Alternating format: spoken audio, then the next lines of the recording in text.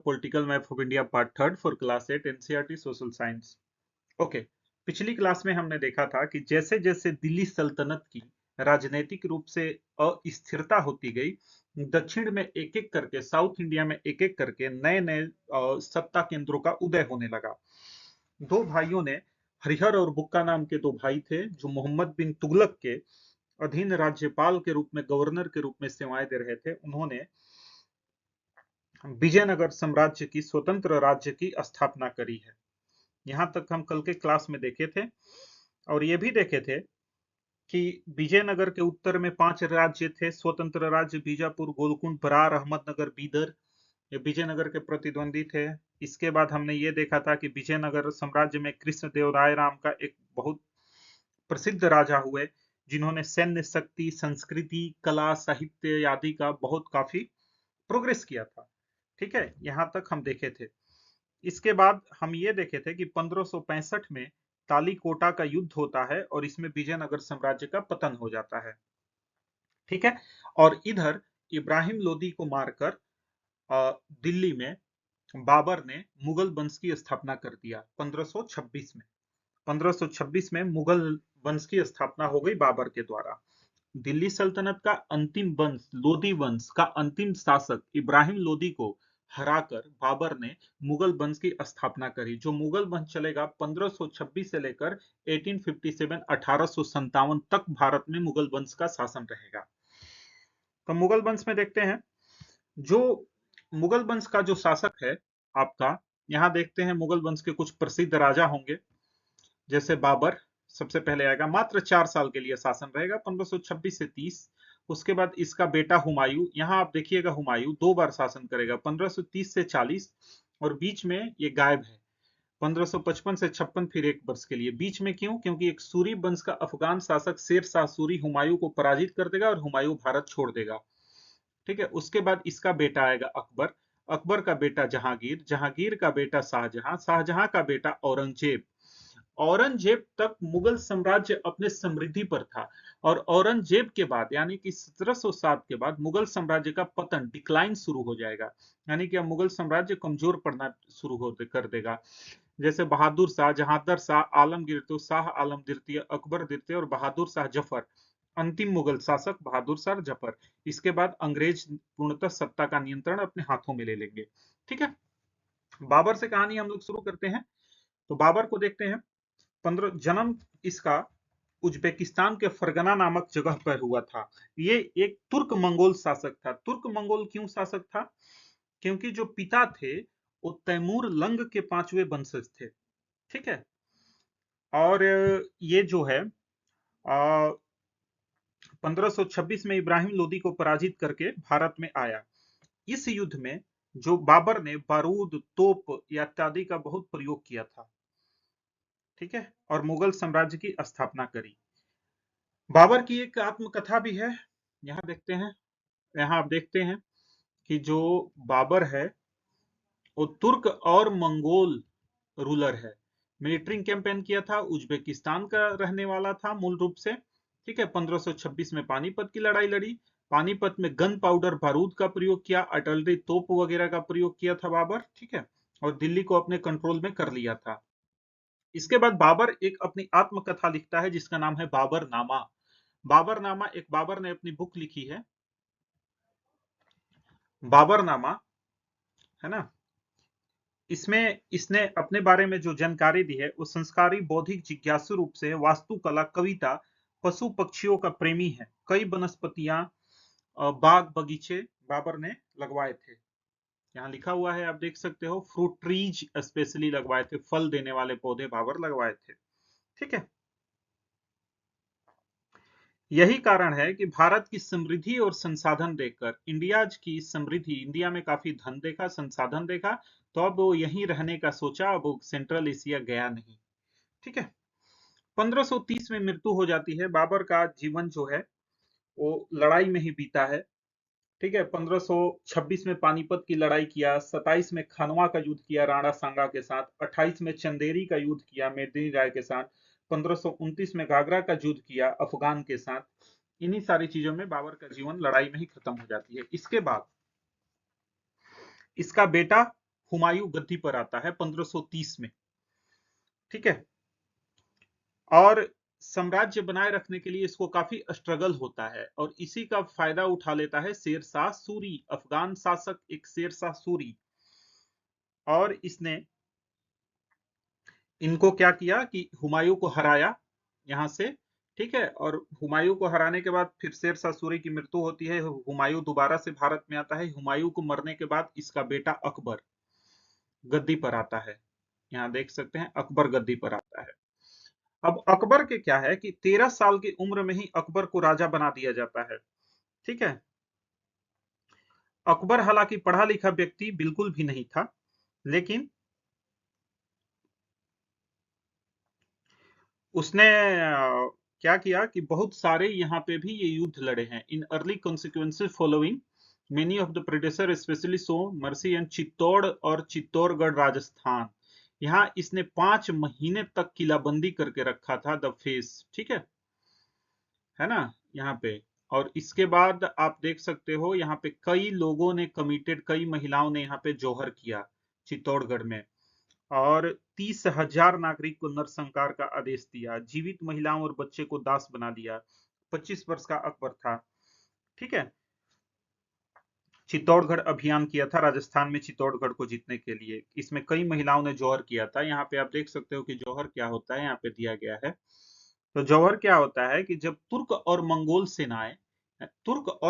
सेनाएं किसी क्षेत्र पर अधिकार कर लेती है, तो प्रायः वहां की स्त्रियों को वो लोग गुलाम बनाकर अपने साथ ले जाते हैं और अमानवीय व्यवहार करते हैं।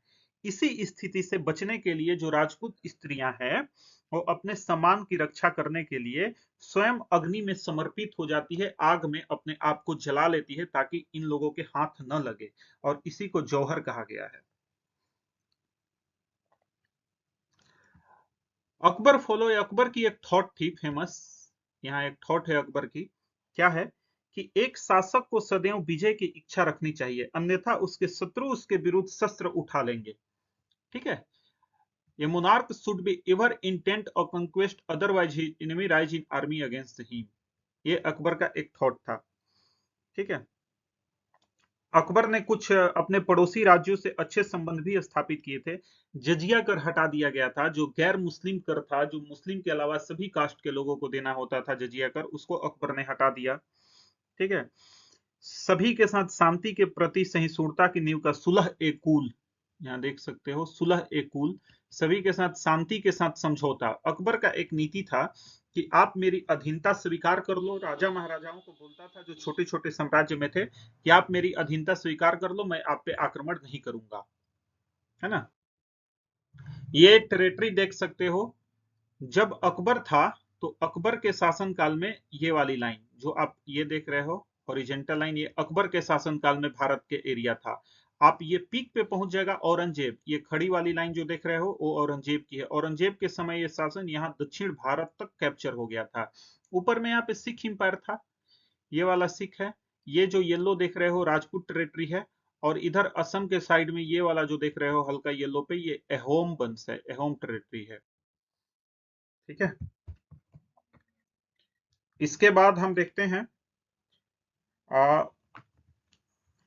टेरिटरी के बाद, इसके बाद अकबर ने अपने दरबार में राजपूत को भी जगह दिया, राजपूत रोलर को भी अपने कोर्ट में रखा। इनकी बायोग्राफी जो थी अबुल फजल ने लिखी थी। अबुल फजल नाम के एक कवि ने अकबर की बायोग्राफी लिखी थी, आत्मकथा लिखी थी। ये देख रहे हो, ये फतेहपुर सिकरी में अकबर ने पंचमहल बनवाया, 5 फ्लोर का है। ये अकबर का कोर्ट लगा था, ऐसे अकबर बैठता था, यहाँ सुनवाई की जाती थी। ठीक है, इसके बाद यहाँ दिया हुआ है, being despite illiterate Akbar become name to explore Persian in Indian text and showed great interest in classic Indian thought even scholar his court. Okay, स्वयं तो पढ़ा लिखा बिल्कुल नहीं था, लेकिन अकबर को फारसी एवं भारतीय ग्रंथों का अध्ययन करने के लिए काफी इंटरेस्ट रहता था। ठीक है, उन्होंने भारतीय विचारों में गहरी रुचि दिखाई थी अकबर ने, और अनुवाद भवन की स्थापना करी थी। ठीक है, ट्रांसलेट हाउस ऑफ ट्रांसलेशन की स्थापना करी थी फतेहपुर सिकरी में, और वहां कई ग्रंथों का अनुवाद, संस्कृत में जो भारतीय ग्रंथ लिखे थे उनका अनुवाद ये पर्शियन में फारसी भाषा में करवाया था। जैसे आप यहाँ देखते हो। अब महाभारत को फारसी में करवाया था रजमनाम के नाम से, रजमनाम के नाम से कराया था। रामायण का भी करवाया था इसने, ठीक है। भगवत गीता का भी करवाया था। पंचतंत्र की किताब, जो कहानी की किताब थी, इसका भी अनुवाद कराया था। इसके बाद अकबर के पुत्र थे जहांगीर, वो अपने पिता की ही तरह, यहाँ दिया हुआ है, फादर लव फॉर आर्ट। जिस तरीके से पिता को कला और वास्तुकला के प्रति रुचि था, इसी तरीके से जहांगीर का भी रुचि था इसमें, ठीक है। जहांगीर के पुत्र शाहजहां था, यहाँ देखते हैं, शाहजहां ने वैसे ही वास्तुकला में इसका भी रुचि था। इसने ताजमहल बनवाया आगरा में, है ना, और एक महान वास्तुकला रहे भारत में आज भी। इसके साथ जब औरंगजेब का बेटा आया, ये शाहजहां का बेटा औरंगजेब, ये मुगल वंश का सबसे क्रूर शासक हुआ, सबसे क्रूर शासक।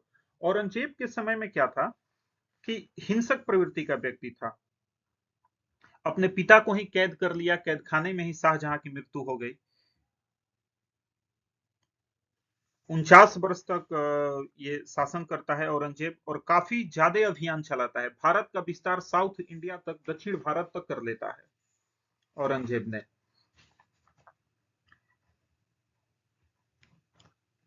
आगे देखते हैं। सैन्य मामले में कुशल था, कंडक्टेड मेनी आर्मी कैंपेन, बहुत से आर्मी कैंपेन भी चलाए इसने, ठीक है। कई विद्रोहों का सामना पड़ा। अंतिम के 25 वर्ष इन्हें दक्कन को जीतने में लगा, फाइटिंग वॉर दक्कन, दक्कन में, साउथ इंडिया में 25 साल तक अपना समय दिया। 1707 में इसकी मृत्यु होने के बाद रैपिडली डिक्लाइन हो गया। मुगल साम्राज्य धीरे धीरे अपने समाप्ति की ओर बढ़ने लगा। यहाँ औरंगजेब के बारे में कुछ फैक्ट दिया गया है। एक तो ये इस्लाम में सुन्नी था। इस्लाम में दो कैटेगरी होती है, शिया और सुन्नी, तो ये सुन्नी इस्लाम में था, ठीक है। अनुशासित जीवन जीता था, अकबर के अपोजिट था, सारे इस्लाम मजहबी नियम अवसर का पालन करता था। जो भी था, दरबार में सारे प्रथाओं को प्रतिबंध लगा दिया था जो गैर मुस्लिम था, जैसे संगीत, नृत्य, त्योहार सब बैन कर दिया था। गैर मुस्लिम कर जजिया कर लगाया। हिंदू अपने तीर्थ स्थल पर यात्रा करेंगे तो इन्हें तीर्थ यात्रा कर लगा दिया, जिसे ये दोनों कर अकबर ने समाप्त किया था, तीर्थ यात्रा कर भी और जजिया कर भी, ये दोनों ने ही लगा दिया औरंगजेब।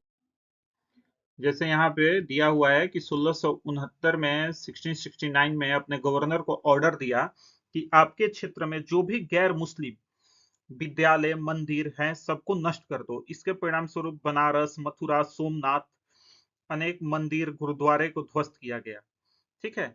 तो इस प्रकार से इसे एक कट्टर मुस्लिम और विध्वंसक शासक के रूप में औरंगजेब को जाना गया। इसमें काफी, यहाँ देख रहे हो, वाराणसी, मथुरा, सोमनाथ, जैन टेम्पल, सिख गुरुद्वारा, ये सब तोड़ा गया था, ठीक है। अगले में हम देखेंगे कि मुगलों का प्रतिरोध कौन करता है, कैसे होता है। उसके बाद हम राजपूतों का उदय देखेंगे। राजपूतों के बाद अहोम वंश को देखेंगे। अहोम वंश आगे के सिखों का उदय देखेंगे, सिख वंश के बारे में कुछ फैक्ट जानेंगे, ठीक है। दिल्ली सल्तनत के अधीन भारत का प्रशासन देखेंगे, मुगल प्रशासन देखेंगे कि मुगल के समय कैसे ये लोग देश चलाते थे। इन सारे चीजों को इस चैप्टर के अंत में हम लोगों को देखना है। Thank you.